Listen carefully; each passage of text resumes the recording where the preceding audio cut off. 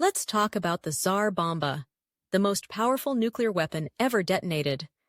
Picture this.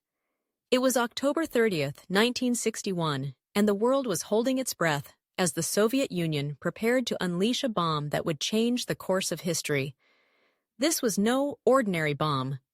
This was a behemoth, a titan of destruction, a weapon that could obliterate entire cities in a heartbeat. The Tsar Bomba, with its staggering yield of 50 megatons, was like nothing the world had ever seen before. To put that into perspective, imagine a bomb that was 3,800 times more powerful than the atomic bomb dropped on Hiroshima. Yeah, you heard that right.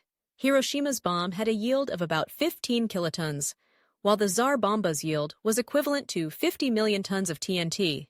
Just let that sink in for a moment. If you were standing anywhere near the blast radius, you wouldn't just feel the heat, you'd be vaporized in an instant. The fireball alone reached a diameter of over 5 miles. That's like watching a miniature sun explode right in front of you. The Soviets designed the Tsar Bomba during the height of the Cold War, a time when the world was divided into two superpowers, each vying for dominance. The United States and the Soviet Union were locked in a tense standoff, and both sides were racing to develop more powerful and sophisticated weapons. The Tsar Bomba was a clear message from the Soviets. They were not to be underestimated. It was a show of force, a demonstration of their capabilities that sent ripples of fear throughout the Western world. The bomb was designed to be a 3-stage thermonuclear device, and its sheer size was mind-boggling. It weighed around 27 tons and was more than 8 meters long. Just imagine the logistics involved in transporting and deploying such a massive weapon. It was dropped from a specially modified Tu-95 bomber, which had to fly at a safe distance to avoid the catastrophic effects of the blast.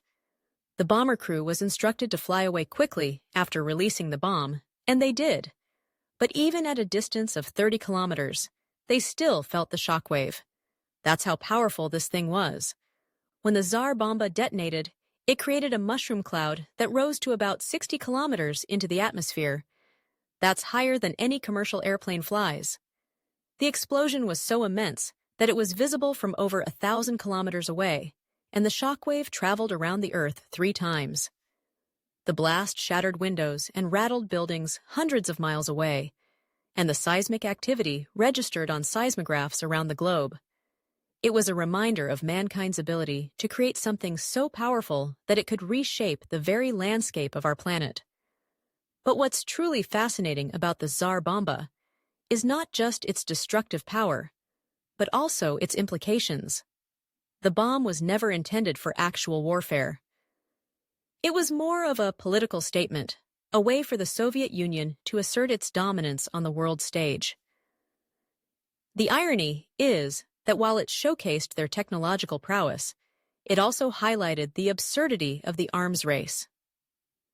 Here we were, 2 superpowers, building weapons capable of annihilating entire civilizations. And for what? To prove who was stronger? To intimidate the other side? In the aftermath of the Tsar Bomba test, the world began to grapple with the reality of nuclear weapons. The sheer scale of destruction it represented forced many to reconsider the ethics of such power. How could we justify creating weapons that could wipe out millions of innocent lives? It sparked conversations about disarmament and the need for treaties to limit the proliferation of nuclear arms. The Partial Test Ban Treaty of 1963 was one of the first steps taken to curb the testing of nuclear weapons in the atmosphere, and it was largely influenced by the fear and awe generated by the Tsar Bomba. Now, let's fast forward to today. The legacy of the Tsar Bomba still looms large.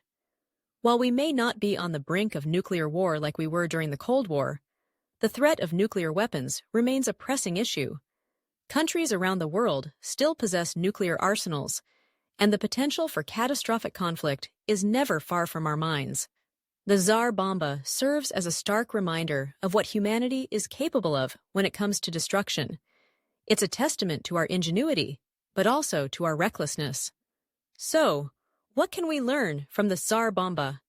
First and foremost, it's a call for responsibility. The power to create such weapons comes with an immense burden. We need to ask ourselves, how do we wield that power? Are we using it to protect, to build, or are we allowing it to drive us apart? The Tsar Bomba, in all its terrifying glory, should remind us of the importance of dialogue, diplomacy, and understanding.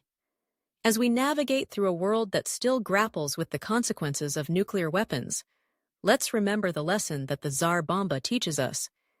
It's not just about the raw power of destruction. It's about the choices we make and the future we envision.